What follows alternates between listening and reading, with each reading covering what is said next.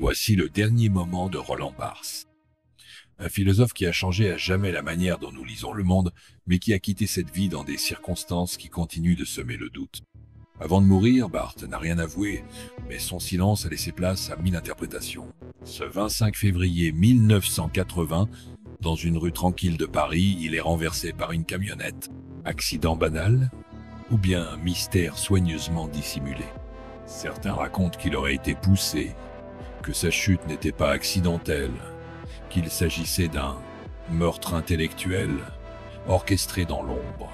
Personne ne parle de cette scène, mais elle a suffi à mettre fin à la voix la plus percutante de la critique littéraire moderne.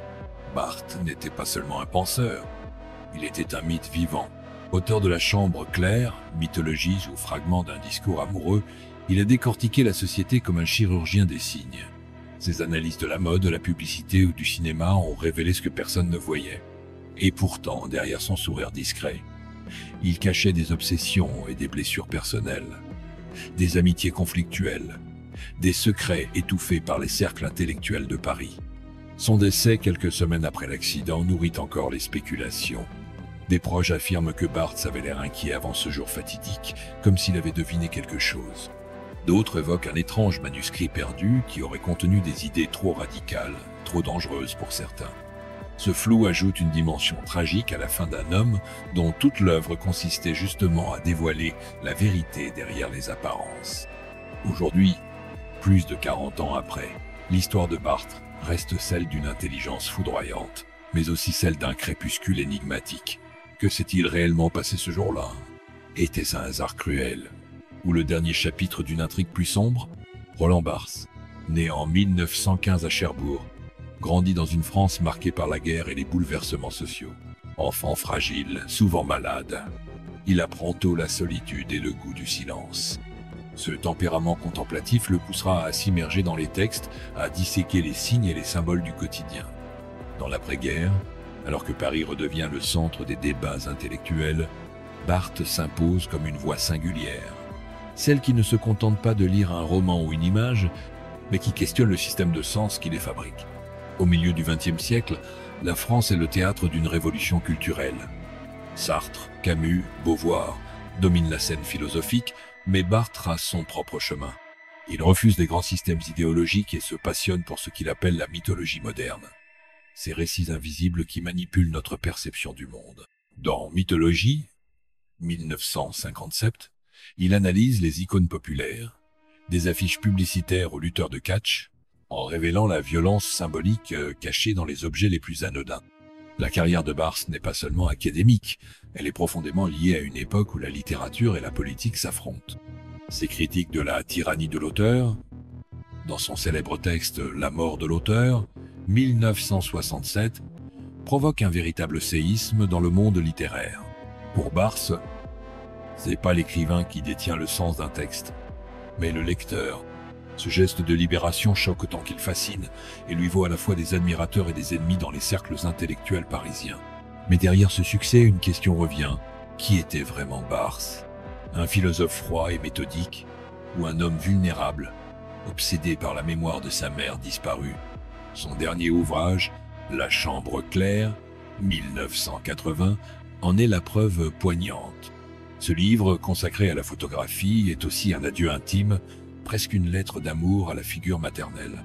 Certains critiques ont vu dans ces pages un pressentiment de la mort, comme si Barthes écrivait déjà son propre épilogue. Le cadre de son existence, c'est aussi celui d'un Paris en mutation.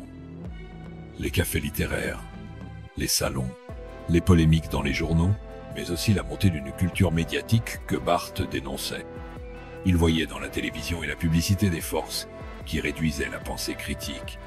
Paradoxalement, son aura grandissait dans le monde académique international, notamment aux États-Unis, où ses travaux sur le sémiologisme et la lecture des signes influencèrent des générations d'étudiants et de penseurs. Pourtant, la fin de sa vie reste suspendue à ce drame étrange. L'accident de février 1980 ne survient pas dans un vide. Il se produit quelques jours après un déjeuner avec François Mitterrand, futur président de la République. De quoi ont-ils parlé? Certains disent que Barthes travaillait sur un texte controversé, un projet qui aurait dérangé certains cercles politiques. Ce simple fait divers devient ainsi une toile de fond pour un mystère que personne n'a vraiment élucidé. Le thème de cette histoire, au-delà de la vie brillante de Barthes, est donc celui de la fragilité d'un homme qui scrutait le monde avec une acuité rare, mais qui n'a pu être pas vu venir les forces invisibles qui se jouaient autour de lui. Une vie consacrée à démasquer les mythes modernes, terminée par un accident qui, ironiquement, se transforme lui-même en mythe. Tout commence par une ascension silencieuse. Roland Barthes n'était pas destiné à devenir une star intellectuelle. Issu d'un milieu modeste, orphelin de père très tôt, il découvre la littérature comme on découvre un refuge secret. Ses premiers travaux universitaires sont marqués par une rigueur clinique, presque froide. Mais derrière cette façade, on perçoit un besoin profond de comprendre la vie à travers les signes qui l'entourent. Chaque mot, chaque image, chaque objet du quotidien devient, pour lui, une énigme à résoudre. L'événement initial qui bouleverse sa carrière survient dans les années 1950. Avec Mythologies, Barthes ose dire ce que personne ne dit. Il dissèque la publicité, le cinéma, la mode, révélant que tout est langage et que tout langage cache un pouvoir. Sa plume est acérée, presque cruelle, mais en même temps empreinte d'une ironie qui séduit le public. Il devient l'intellectuel qui parle de voitures, de catch et de détergents comme d'œuvres d'art, un pionnier de l'analyse culturelle. Mais le succès amène aussi les premières tempêtes. À Paris, dans les cercles universitaires, on murmure que Barthes est trop provocateur, qu'il se moque des canons littéraires sacrés. Sa célèbre formule, la mort de l'auteur, scandalise les puristes. Comment peut-on effacer le rôle de l'écrivain au profit du lecteur? Pour beaucoup, c'est une hérésie. Le conflit est ouvert entre Barthes et une partie de la critique française. Derrière ces débats intellectuels se cachent des jalousies, des rivalités d'influence et des attaques personnelles. Dans les années 1970, Barthes est au sommet de sa gloire. Ses cours au Collège de France sont bondés. Des étudiants venus du monde entier viennent écouter cet homme frêle, au sourire discret, parler des structures invisibles du langage. Pourtant, plus il gagne en notoriété, plus il se replie sur lui-même. La mort de sa mère en 1977 est un choc violent. Il s'enferme dans un deuil qui va marquer son œuvre. La Chambre claire, écrit peu après, est un livre déchirant. Barthes y parle de photographie, mais en réalité, il parle de mémoire, de la perte et de la fragilité du temps. Certains lecteurs y voient une prémonition, comme si Barthes pressentait sa propre disparition. Puis arrive ce jour fatidique. Le 25 février 1980, après un déjeuner mondain avec François Mitterrand, Barthes traverse la rue des Écoles à Paris. Une camionnette de blanchisserie le renverse. Accident banal, dit-on. Mais les circonstances intriguent. Le chauffeur affirme ne pas avoir vu Barthes. Des témoins évoquent une silhouette qui aurait semblé pousser légèrement le philosophe juste avant l'impact. Simple coïncidence ou geste volontaire? Cette ambiguïté va enflammer l'imaginaire collectif. Le développement de l'événement devient un scandale silencieux. Quelques journalistes fouillent l'affaire, mais on étouffe rapidement les rumeurs. Les cercles politiques n'aiment pas qu'on mentionne la présence de Mitterrand juste avant l'accident. Était-ce un repas banal ou une réunion cruciale? Barthes aurait-il parlé d'un manuscrit inédit, d'idées explosives sur le pouvoir et la manipulation des signes? Aucun document n'a été retrouvé. Au fur et à mesure que Barthes s'agonise à l'hôpital de la Salpêtrière, ses proches ressentent un étrange malaise. Sa santé fragile empire. Le 26 mars 1980, il meurt des suites de ses blessures. Ce n'est plus seulement un intellectuel qu'on enterre, c'est un mythe. Et comme tout mythe, sa fin se pare de mystère. Le point culminant de cette histoire n'est pas seulement l'accident, mais l'idée que Barthes est mort au moment où il était au plus proche de la vérité. Ses derniers écrits, imprégnés de mélancolie et de lucidité, semblent déchiffrer la société comme jamais auparavant. Et si sa mort était le dernier signe à interpréter, un texte ultime que personne n'a encore vraiment compris, les conséquences de cette disparition sont immenses. Le monde universitaire perd une figure unique. La sémiologie, ce langage qu'il avait inventé, reste orpheline. Mais paradoxalement, sa mort renforce son aura. Barthes devient une figure presque mystique, le penseur martyrisé par un destin obscur. Les livres se vendent plus que jamais. Les étudiants citent son nom comme une invocation. Ce récit, qui commence par une vie dédiée à l'analyse du sens, se termine par un accident qui devient lui-même une énigme. Était-ce une simple fatalité, ou bien l'écho d'un scandale qu'on ne connaîtra jamais?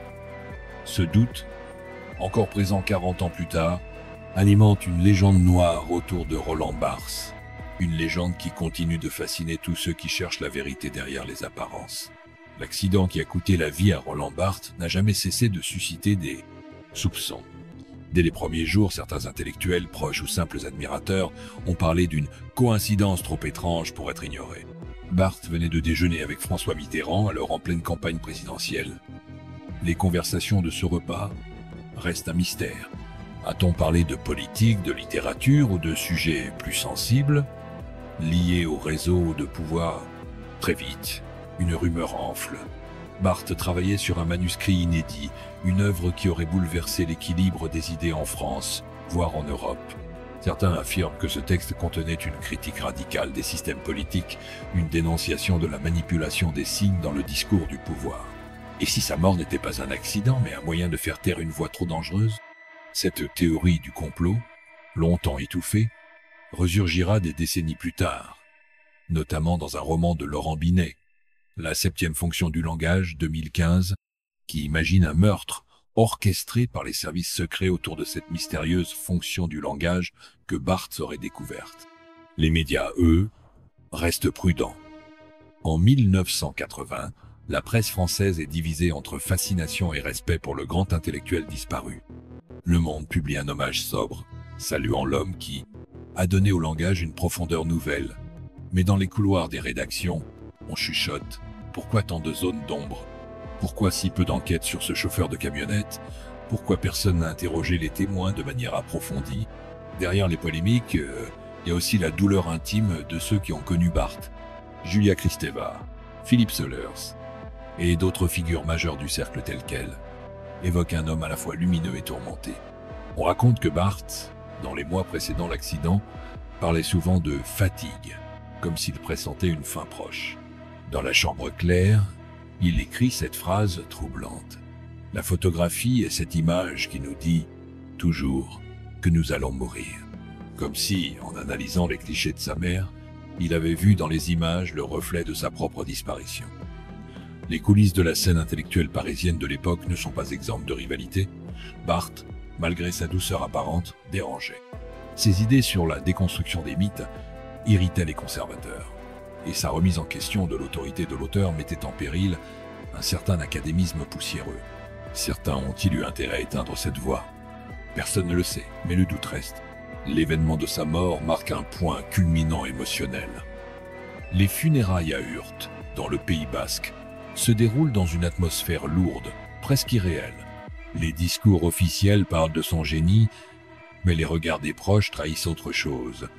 Un sentiment d'injustice, comme si Barthes avait été volé à la pensée contemporaine. Les réactions du public sont à la fois passionnées et perplexes. Dans les semaines suivant sa mort, ses livres se vendent comme jamais.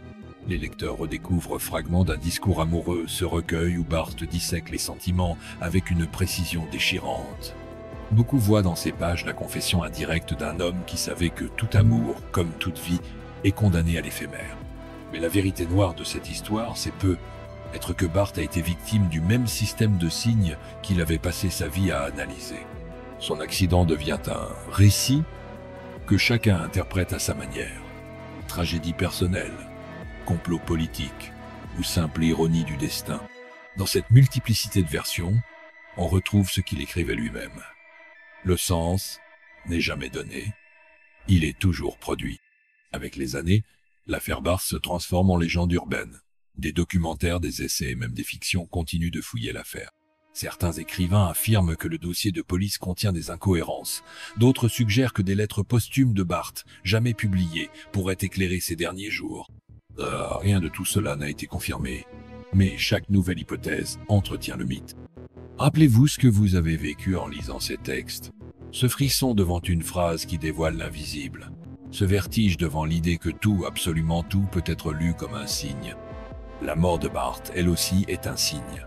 Mais lequel? Peut être celui de notre incapacité à accepter qu'un grand esprit disparaisse sans explication. Peut être celui d'un monde où la vérité se cache toujours derrière les apparences, comme une photo à demi effacée. Roland Barthes demeure, plus de 40 ans après sa disparition, une figure qui échappe aux définitions simples. Philosophe, critique, sémiologue, essayiste, il fut tout cela à la fois, mais aussi un homme secret, presque insaisissable. Ce qui fascine dans son parcours, ce n'est pas seulement la richesse de ses analyses, mais la manière dont il a su transformer chaque objet du quotidien en matière de réflexion universelle. Qui d'autre pouvait regarder une photo de famille, un plat de cuisine ou un match de catch, et y voir la matrice d'un système de signes révélant notre époque? Notre opinion est claire.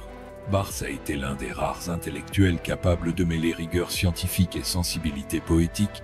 Ces textes ne sont pas de simples traités théoriques, ce sont des expériences, des éclats de pensée qui nous obligent à voir le monde autrement.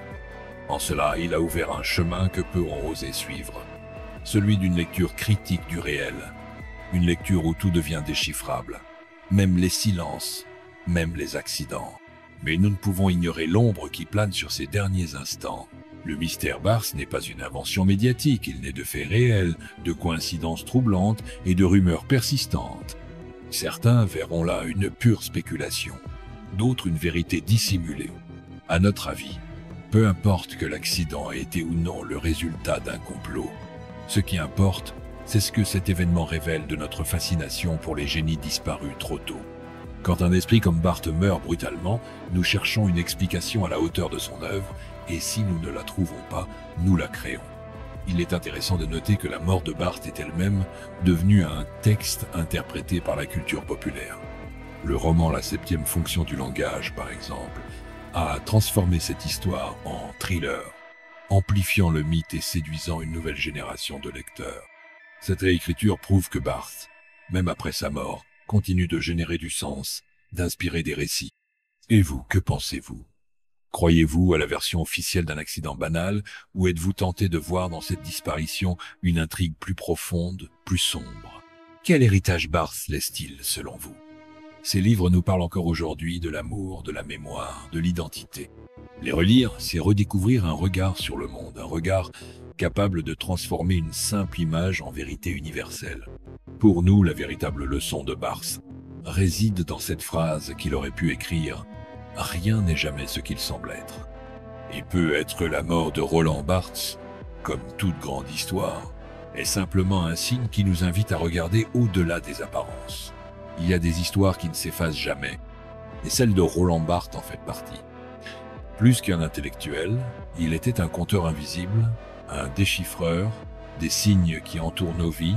Sa voix résonne encore, douce et tranchante à la fois, dans chaque page de mythologie, dans chaque fragment amoureux qu'il a laissé derrière lui.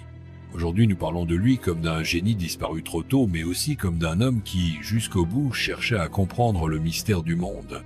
Lorsque l'on relit ses derniers textes, on ressent une étrange mélancolie. Barthes savait que tout est éphémère, les modes, les discours, même la mémoire. Peu, et est-ce pour cela que ces mots paraissent si vivants, comme s'il tentait de retenir le temps. La chambre claire, son adieu silencieux, et plus qu'un essai sur la photographie.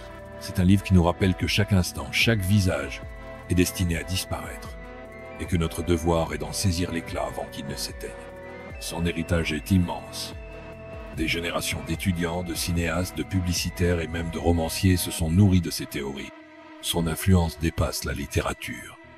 Elle s'étend jusqu'à la manière dont nous regardons le monde, les images et les récits qui nous entourent. Aujourd'hui, alors que tout est communication et images, la pensée de Barthes semble plus actuelle que jamais. Mais derrière l'admiration, il y a ce secret. La sensation que Barthes n'a jamais révélé toute la vérité, ni sur ses écrits, ni sur sa vie. Sa mort reste une énigme, un point final qui ressemble à une suspension. Était-ce un accident banal ou une dernière ironie du destin? Peut-être ne le saurons-nous jamais. Ce que nous savons, en revanche, c'est que son regard continue de nous hanter. Lorsqu'on ouvre ses livres, on a l'impression de marcher aux côtés d'un esprit qui murmure, cherche la vérité derrière le signe, car tout est masque. Il y a des histoires qui n'ont jamais été racontées, mais maintenant vous les connaissez. Roland Barthes, plus qu'un homme, est devenu un mythe. un éclat de pensée qui brille encore dans l'ombre des mots.